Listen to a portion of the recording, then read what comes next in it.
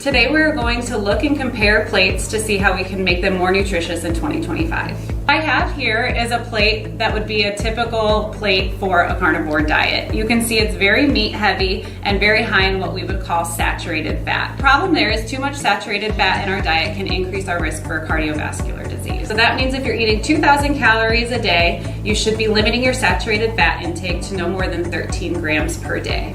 The carnivore diet plate contains 20 grams of saturated fat, so more than you should have in a day just from one meal. To balance out the carnivore plate, what I did was reduce the size of the steak from 8 ounces to 5 ounces, added broccoli, which adds important nutrients and fiber, as well as a baked potato that adds extra potassium, topped it with some plain Greek yogurt and shredded cheese on top. As an alternative for a carnivore diet breakfast, we have kept the eggs on the plate for protein and healthy fat, but we have added some fruit for fiber and extra nutrients, as well as a slice of whole grain toast topped with mashed avocado, which has those healthy unsaturated fats in them. A popular American lunch is sandwich and chips.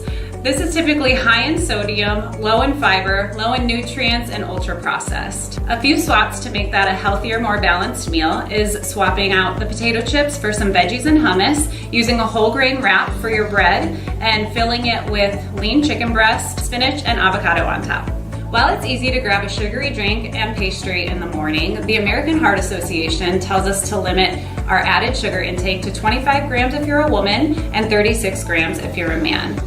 This is definitely more than that.